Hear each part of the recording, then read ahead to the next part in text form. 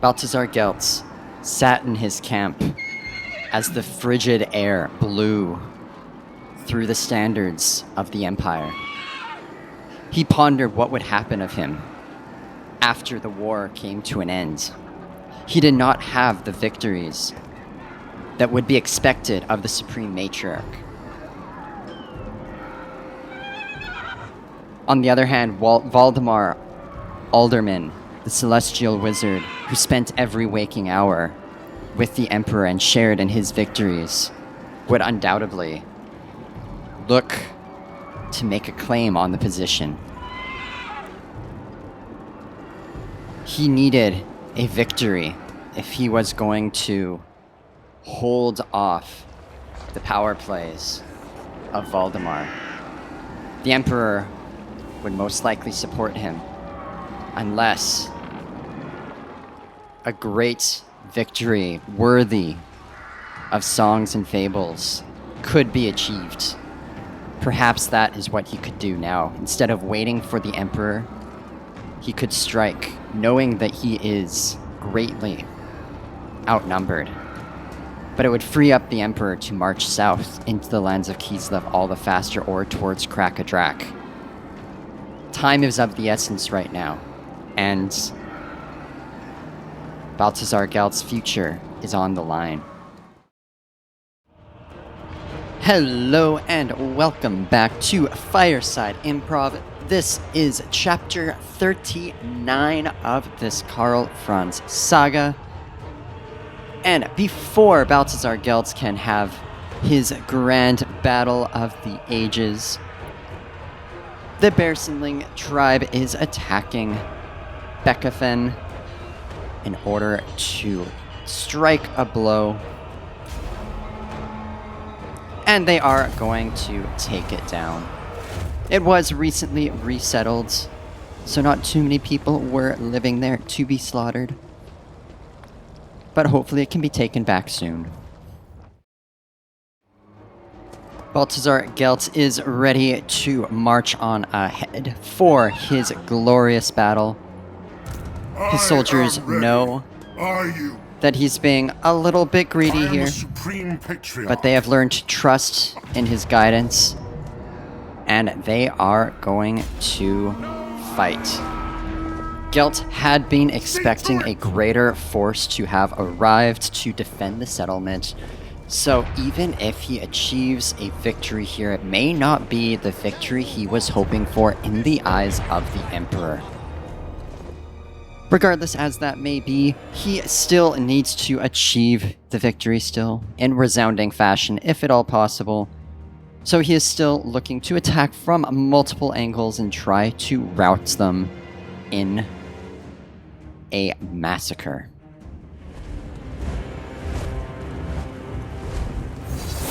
Gelt does his part, starting the battle with his magics, hoping to whittle down the forces and have as little fighting as possible from his own soldiers. Show him we are worthy! On the far side of the settlement, the ranged units are trying to push ahead a little bit, but it is slow and methodical. Each time they move forward, the Norskins move back, so it's a little bit of a slow push until one of them is able to commit, perhaps at the top of the hill.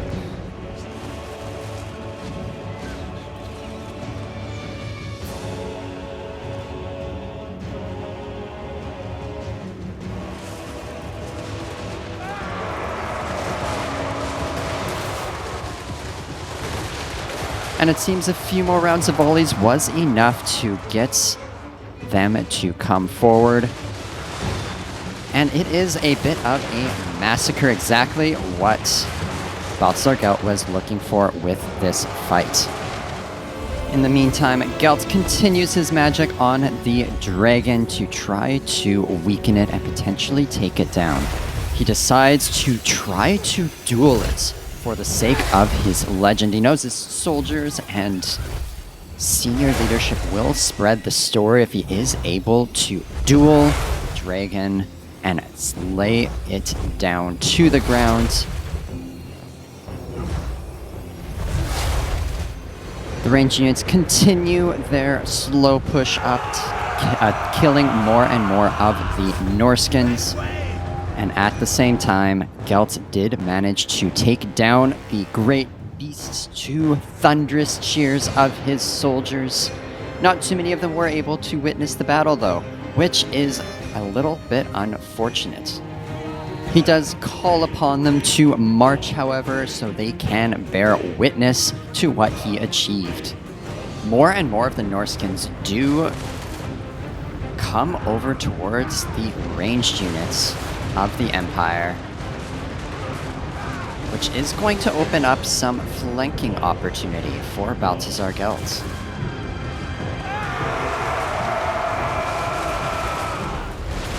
Helmet fights valiantly in front of those handgunners and crossbowmen, trying his best to keep the soldiers off of them.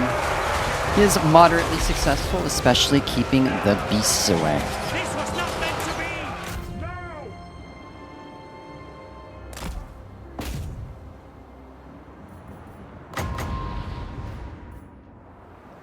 Come on!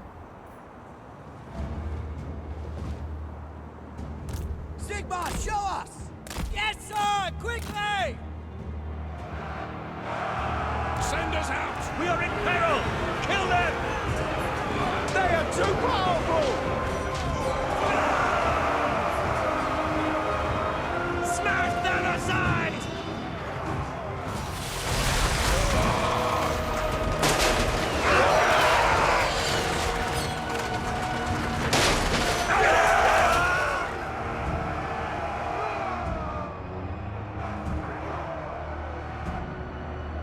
For France! Great swords! Attack! The Empire endures! Moving faster! Curse the foe!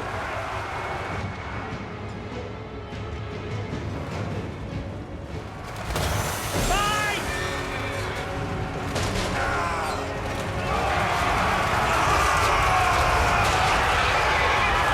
The Northmen must die!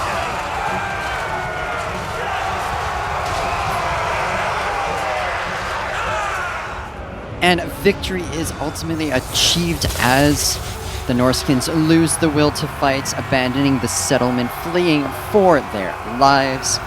But Balthasar Gelt has no intention of letting them escape. He wants to hunt them down to the last, that they could never threaten the Empire ever again.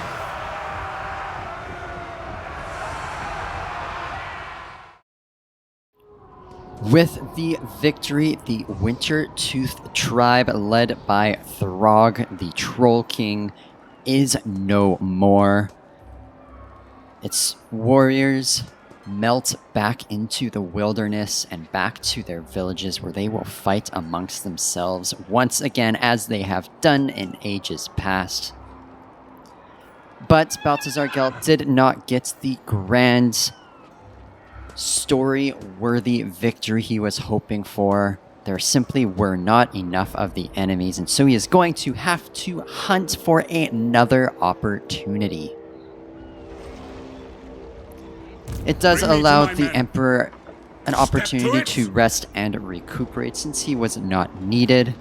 He hopes to not be out of commission for too long and will march sooner rather than later. To the provinces! Eldred is worried that he does not have the strength to take the walls of the Tower of Crack, but regardless, he is still going to push right on forward. By Sigma's right. Kislev has suffered enough, and with the Emperor's recent insistence on a grand offensive to take down the heads of the various Chaos factions. The next one is of Azazel.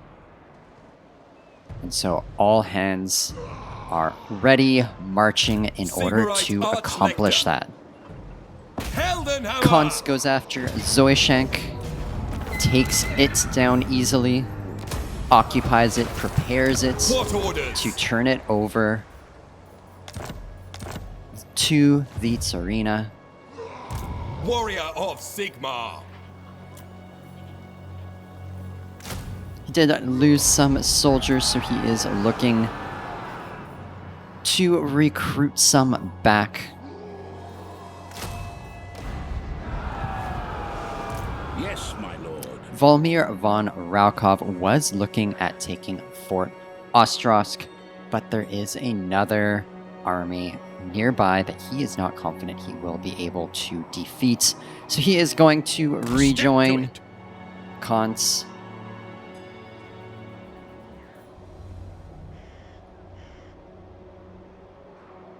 In order to focus on Castle Alexandrinov and the Tower of Krak and complete this western part of Kislev.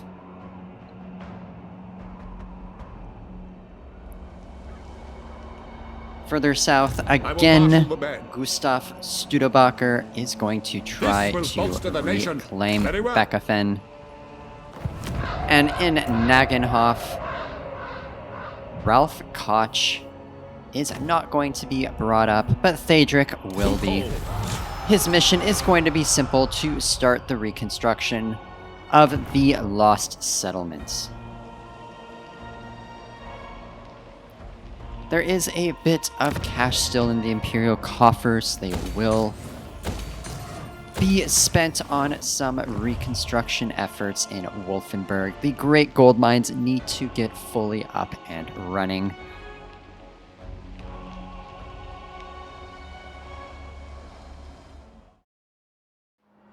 Balthasar Gelt breaks camp to march along the coastline as far as possible. There are armies that have marched back towards the Altar of Spawns, potentially to resettle it, something he cannot allow, and since he is seeking glory, he does not want to wait for the Emperor's forces to recuperate. He is going to go ahead and push on as quickly as he can for the sake of glory. I will marshal the men. Eldred also marches on forward towards the Tower of Krak. He has some wizards in his army that he hopes will be the difference maker for that siege. I serve Sigmar. Meanwhile, Konz Frankenwerder moves obey. towards What does the Emperor Alexandrinov bid?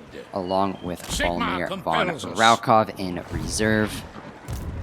The two of them should be more than enough to take the settlement, though one of the armies is marching south towards Castle von Rauken, which is problematic. Who calls? By Sigmar's right. Gustav does go ahead and takes Bekofen back, though the Bearsenling army is kind of just running around a little bit, causing some problems. Hopefully that can be caught up with before it is just a pure pain in the butt. Praise Sigmar. And the Onwards. Chaos army also moved back towards Fort Jakova, so the efforts to resettle will have to be paused.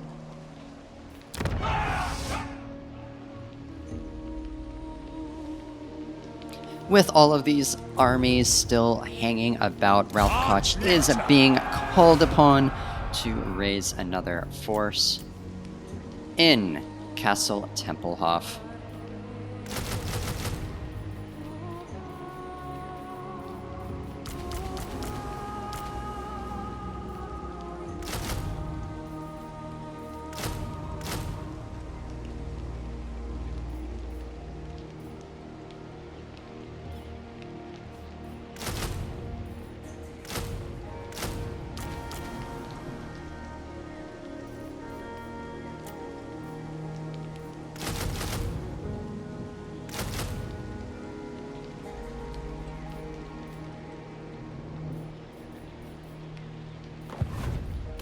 true servant of Sigmar. Sir, champion of the faith.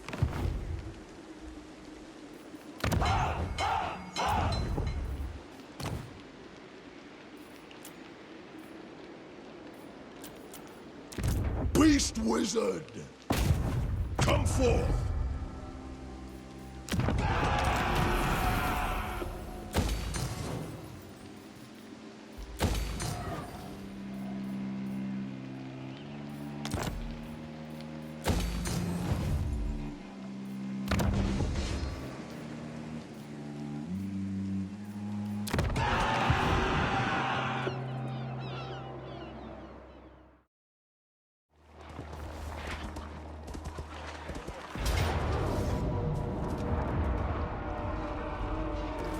Castle von Rauken is put under siege and falls, with the Chaos Forces slipping into the back lines of the Empire. It does make the war a bit messier. A new tactic being used is not something that is making the Emperor particularly happy.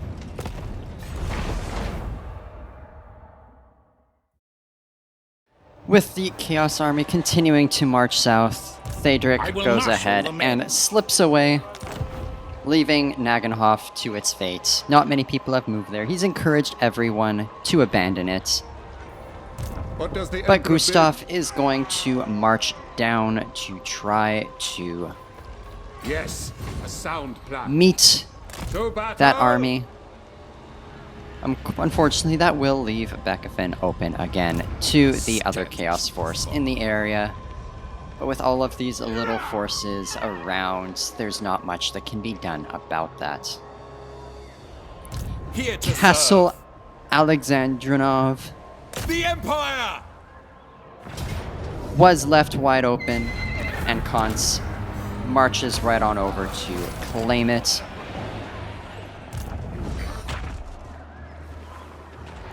Valmir marches back to Zoishank in order to help To the to provinces. defend it.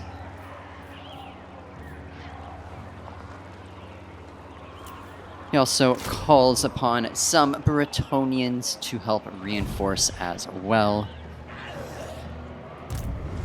But Eldred Yes, a sound plan. goes ahead and lays siege to the Tower of Crack.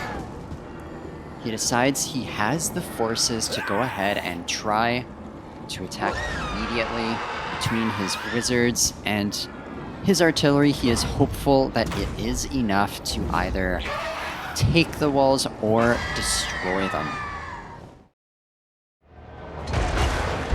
The artillery that was brought to the field isn't the most ideal for this type of siege, and it is in range of the towers. The hope is that they will be able to take down the towers before the towers can take down the artillery. All of the attention is being on the one section of walls. They don't want to split up their forces because they want the wizards to be able to be as concentrated as possible with their magics to take down the enemies, soften them up before the full attack begins.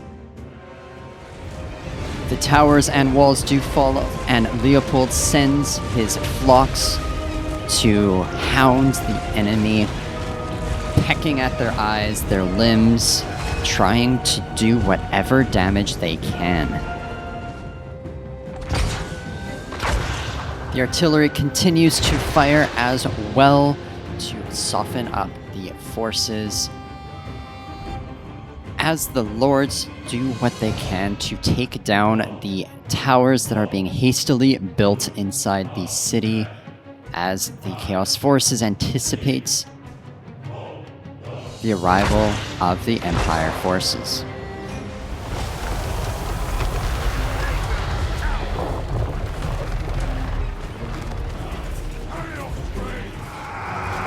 The lords also land on the walls to try to pick out isolated soldiers. They are going to do whatever they can to soften them up before the main force marches forward.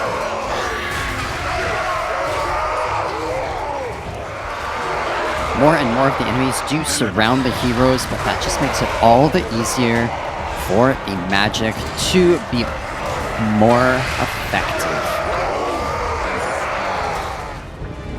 Enough of the enemy fell, and the Empire soldiers finally run to join the fight that should be rather easy at this point.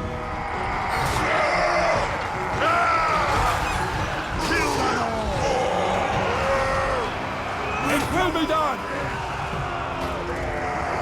Arthurs! State troops, ready!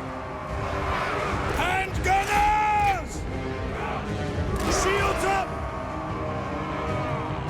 Shields up!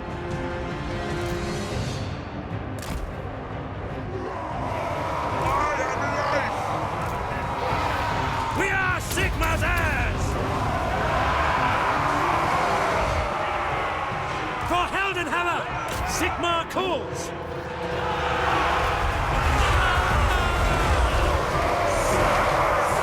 Retreat! Retreat!